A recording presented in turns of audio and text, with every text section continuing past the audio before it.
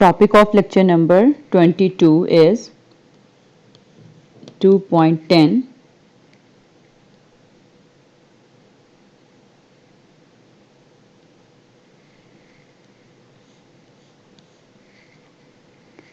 steady laminar flow between two axial cylinders।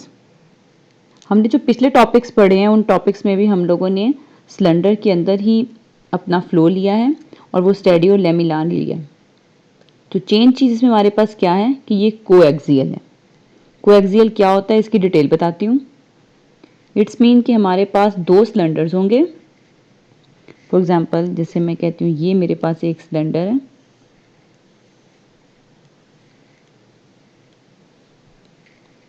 और एक और सिलेंडर होगा, उसको मैं इस तरह से सेट करूंगी इस सिलेंडर के साथ कि जो इन दोनों का एक्सिस होगा वो सेम हो जाएगा। तो फिर इसको हम बोलेंगे ये टू सिलेंडर्स हैं हमारे पास जो कोएक्सियल हैं। और हम यहाँ पे कहते हैं कि हमारे पास जो सिलेंडर्स हमने लिए हैं ना,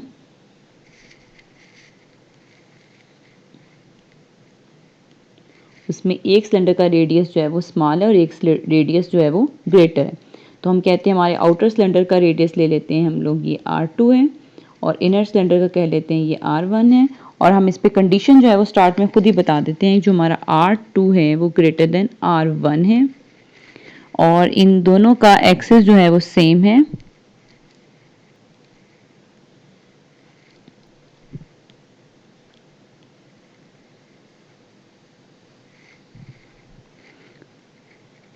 क्योंकि सिलेंडर्स में वर्क कर रहे हैं तो हम कोऑर्डिनेट्स कौन से यूज करेंगे, R, थीटा, Z, जैसे हमने पिछले क्वेश्चन में 2.8 और 2.9 आर्टिकल में किया था। और Z एक्सिस की ही डायरेक्शन में हम इन्फिनिट सिलेंडर का जो एक्सिस है वो Z एक्सिस की डायरेक्शन में ले रहे हैं। ठीक है, ये एक्सिस। अब नेक्स्ट क्वेश्चन ये राइज होता है हमारा फ्लूइड इसमें कहाँ पर है। तो जो हमारा फ्लूइड है वो इसमें इनके बिटवीन है, यानी कि बीच वाला जो सिलेंडर है ये पूरा खाली है, इसमें हमारा फ्लूइड नहीं है। हमारा फ्लूइड जो ये बीच में इनके स्पेस है दोनों सिलेंडर्स के दरमियान, यहाँ हमारा फ्लूइड है। ठीक है, और ये जो स्पेस है इन दोनों के बिटवीन, ये इसको हम बोलते हैं annular space between two coaxial cylinder. ठीक है, अब इस क्वेश्चन में भी हमने बिल्कुल सेम वैसे ही वेलोसिटी डिस्ट्रीब्यूशन निकालनी है और जो है अपना शेयर स्ट्रेस जो है वो फाइंड करना है। तो तमाम तर कंडीशंस दोबारा से लिखेंगे जो जो हमारे पास हैं और दोबारा से हम इन तमाम कंडीशंस को नेवियर-स्टोक्स इक्वेशन में पुट करेंगे और फिर हमारे पास वेलोसिटी डिस्ट्रीब्यूशन के लिए एक इक्वेशन आ जाएगी। लेकिन इसके लिए हमें दोबारा से एफर्ट नहीं करनी पड़ेगी बिकॉज तमाम तर वही कंडीशंस हैं जो हमारे पास 2.8 आर्टिकल में भी थी। मैं आपको शो करवाती हूँ। 2.9 आर्टिकल में तो हमारा जो सिलेंडर था वो इंक्लाइंड था, तो उसकी थोड़ी सी डिफरेंट सिचुएशन थी। यहाँ पे जो हमारे पास हमारा सिलेंडर है वो बिल्कुल स्ट्रेट है, तो इसके लिए हमने तमाम तर कंडीशंस को बहुत डिटेल के साथ स्टडी किया था और फिर 45 पेज नंबर पे अपनी नेवियर-स्टोक्स इक्वेशंस के अंदर हमने उन तमाम कंडीशंस को पुट किया था। तो हम इन तीन कंडीशंस के साथ, तीन इक्वेशंस के साथ लेफ्ट करके थे। उसके बाद हमने इसको फर्दर रीअरेंज किया था और 2 टाइम इंटीग्रेट करने के बाद ये हमारे पास VZ आया था। यहां तक सेम टू सेम वही चीज सारी रिपीट होगी, यहां तक हमारे पास वही इक्वेशन 2.10 में भी आ जाएगी। तो हमारी वेलोसिटी डिस्ट्रीब्यूशन 2.10 में तमाम कंडीशंस के साथ नेवियर-स्टोक्स इक्वेशन में पुट कर कर यही वाली वेलोसिटी डिस्ट्रीब्यूशन आ जाएगी जो आपको सामने शो हो रही है इक्वेशन नंबर 4 में 2.8 आर्टिकल के अंदर। उस इक्वेशन को यहाँ लिख लेते हैं, वो हमारे पास आ गई है VZ is equal to 1/4 mu dP/dz R square plus A log R plus B। जब आप पेपर में ये आर्टिकल करेंगे तो आप तमाम तर इसकी कंडीशंस लिखेंगे और नेवियर-स्टोक्स इक्वेशंस लिखेंगे और उसके अंदर तमाम पुट करेंगे और फिर इस रिजल्ट पर पहुंचेंगे। ये सारा काम आप रिपीट दोबारा करेंगे तभी मार्क्स जो हैं वो फुल मिलेंगे, अदरवाइज फिर डिडक्ट होंगे। अब फर्दर हमारा वर्क होता है कि हमने यहाँ पर क्या फाइंड करना होता है, ये A और B जो हमारे पास अननोन्स है इनकी वैल्यू फाइंड करनी होती है, जिसके लिए हमें जो है वो कंडीशंस चाहिए होती हैं, बाउंड्री कंडीशंस। तो वहां पर हम अपने VZ को 0 पुट करके वैल्यू निकालते थे, ठीक है। लेकिन वहां पे जब हम अपना VG को 0 पुट करते थे तो हम कहते थे अगर ये हमारा सिलेंडर है और ये हमारा एक्सिस है और इसके अंदर अगर यहाँ हमारे पास फ्लूइड है तो इस पॉइंट पर हमारे पास मैक्सिमम वेलोसिटी होती थी, जबकि एंड पे R रेडियस कवर करने के बाद ये वेलोसिटी जो है हमारे पास 0 हो जाती थी इस वाली बाउंड्री पे। लेकिन इसमें जो है फ्लूइड यहाँ पर है हमारे पास इधर, तो ये जो हमारे पास इनर रेडियस है ये इसे कहते हैं हमारे पास R1 और जो बाहर वाला रेडियस है हमारे पास इसको हम बोलते हैं ये हमारे पास है R2। तो ये जो R1 यहाँ पर इस पॉइंट पर इस जगह पर और इस जगह पर जो हमारे पास वेलोसिटी होगी दोनों पॉइंट पे VG हम 0 ले सकते हैं, यानी कि R1 रेडियस पर भी VG को 0 करेंगे और R2 जो हमारा सॉरी कैपिटल R2 है इस पे भी हम अपनी VG को 0 करेंगे। तो बाउंड्री कंडीशंस निकाल हमारे पास क्या बन जाएंगी कि जो हमारा VG है वो 0 है कब, जब हमारा रेडियस जो है R1 है यानी इस वॉल पर भी इनर सिलेंडर की वॉल पर भी, और जब हमारा R जो है वो R2 हो यानी कि आउटर सिलेंडर की भी वॉल पर हमारे पास वेलोसिटी जो है वो 0 आएगी। तो वन टाइम अपने VG में पुट क्या करेंगे VG R1 और वन टाइम हम इसके अंदर पुट करेंगे VG के अंदर R2, तो बोथ के लिए ये 0 हो जाता है। तो इनको पुट करके हमारे पास इक्वेशंस आ जाएंगी। फर्स्ट आ जाएगी इस तरह से 0 इज इक्वल टू, ये मैं R1 के लिए लिख रही हूँ 1/4 mu dp/dz R1 square plus A log R1 plus B। इसी तरह अगर हम लिख लें R2 के लिए तो ये आ जाएगी 0 is equal to 1/4 mu dp/dz R2 square plus A log R2 plus B। तो इस इक्वेशन को हम नेम दे लेते हैं कि ये हमारे पास इक्वेशन A है, ये हमारे पास इक्वेशन B है। तो अगर हम इस इक्वेशन को सब्ट्रैक्ट कर देंगे तो हमारे पास वैल्यू B कट जाएगी, तो हम वहाँ से A की वैल्यू निकाल लेंगे। तो हम क्या करते हैं अपने B को A में सब्ट्रैक्ट कर देते हैं। ये वैल्यूज तो वैसे ही कट जाएंगे सब्ट्रैक्ट करने से, इनको सब्ट्रैक्ट करेंगे इसमें से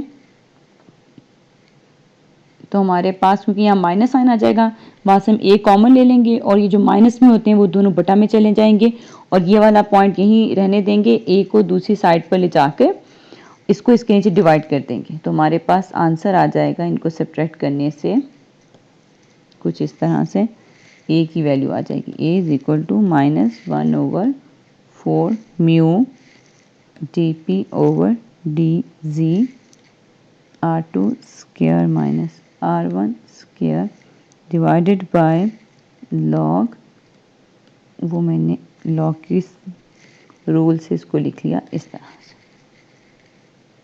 ये नीचे स्पेस नहीं, यहाँ पर अगर आप इसे कट करके ये वैल्यूज कॉमन लेके अरेंज करेंगे तो आपका A जो है हमारे पास ये आ जाएगा।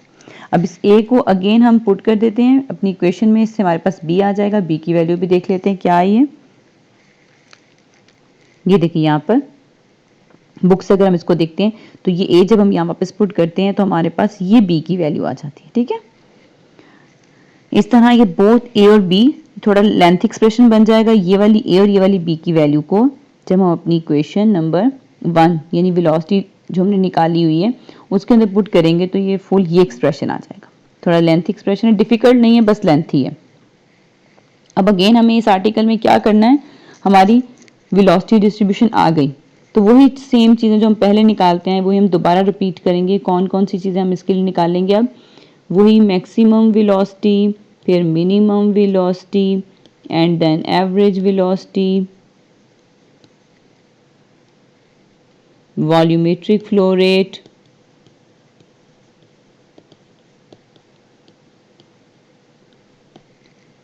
और लास्ट में shear स्ट्रेस। shear स्ट्रेस जो है वो हम बाउंड्रीज पे भी निकालते होते हैं, सेंटर पे भी निकालते हैं, जहाँ जहाँ रिक्वायर्ड हो वहाँ पे हम उनको निकाल देंगे। इसको क्वेश्चन के ऊपर डिपेंड करता है कि क्वेश्चन में कहाँ कहाँ पे shear स्ट्रेस पूछा गया। अगर नहीं पूछा गया तो आप shear स्ट्रेस का कॉमन फॉर्मूला लिख के उसकी बाउंड्रीज पे उसको बता दें, ठीक है। तो ये सारी चीज़ें जो हम बहुत दफ़ा कर चुके हैं, एक दफ़ा वापस गो थ्रू करवा देती हूँ, लेकिन अब ये मैं सॉल्व नहीं करूँगी, अब आप खुद सॉल्व करेंगे, ठीक है। ये देखिए, सबसे पहले वॉल्यूमेट्रिक फ्लो रेट पर आते हैं। वॉल्यूमेट्रिक फ्लो रेट को अच्छी तरह मैं आपको बता चुकी हूँ कि हमारा फार्मूला वॉल्यूमेट्रिक फ्लो रेट का क्या होता है। ये हमारे पास Q इज इक्वल टू होता है surface integral S velocity dot n cap ds। और हम लोग जो है यहाँ पर अपनी सिलेंडर्स के अंदर इस चीज़ को भी डिस्कस कर चुके हैं, जो हमारी वेलोसिटी है वो v v theta v z में से वी जी पे डिपेंड करती है, और फर्दर जो वी जी है वो आर थीटा जी टी में से सिर्फ आर पे डिपेंड करता है, इन तीन पर डिपेंड नहीं करता। तो हमारा जो वी जी है और ये सारी वैल्यूज़ फिर हमने ये देखा कि इसके ऊपर एक परपेंडिकुलर हमने गिराया, सारा स्टेटमेंट इसे फुल करने के बाद हम लोगों ने एंड में ये रिजल्ट देखा था कि जो हमारा Q है वो बच जाता है किसमें, we ji R D theta, और जो हमारे ये मूव कर रहे हैं ये 0 से 2 पाई जो एंगल है, और जो हमारे पास रेडियस है वो इस बार किसके दरमियान फ्लूइड है, R1 से R2 के दरमियान। तो अब इसके अंदर हम वैल्यूज़ निकालेंगे। ये देखिए यहाँ पर ये चीज़ हमारे पास बन गई। इसमें हम लोगों ने पहले हमने अंदर डी थीटा को किया, उसके बाद हमारे पास ये वैल्यू बच गई, वो अप्लाई होगी इंटीग्रेशन, 2 पाई आर वी जी आ गया, और फर्दर हमने इसको दोबारा से इंटीग्रेट किया, और ये थोड़ा लेंथी है, ये सारी इंटीग्रेशन के स्टेप्स आप डिटेल में देख लेंगे, नहीं समझ आएंगे तो मैं आपको ये करवा दूंगी। और उसके बाद आप लोगों ने ये अपना रिजल्ट निकाल दिया, ठीक है। जब हमारा वॉल्यूमेट्रिक फ्लो रेट जो है वो आ गया इक्वेशन 8 में, तो फर्दर हमें पता है कि इसका एवरेज वेलोसिटी का फार्मूला होता है Q ओवर A, और अब हमें यहाँ पे एरिया निकालना है। Q की वैल्यू तो हमने ऊपर निकाली हुई, हम यहाँ पे रख देंगे। तो ये एरिया कैसे निकालना है ये देखें मेरे साथ।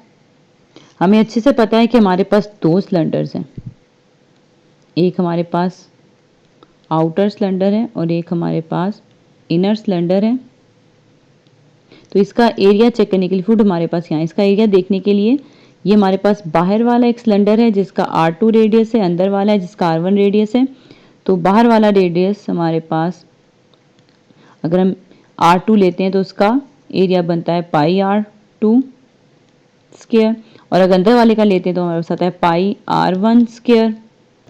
ये हमने बारी बारी दोनों के लिए जो है वो एरिया लिख लिया। लेकिन अगर हमें अब इस वाले हिस्से का एरिया चाहिए, ठीक है, जो इनके बिटवीन है, तो हम क्या करेंगे, पाई R2 स्क्वायर में से माइनस कर देंगे इनर वाला जो एरिया है उसको, तो हमारे पास सेंटर वाला एरिया आ जाएगा, जिसको हम यूँ लिख सकते हैं पाई R2 square minus pi R1 square.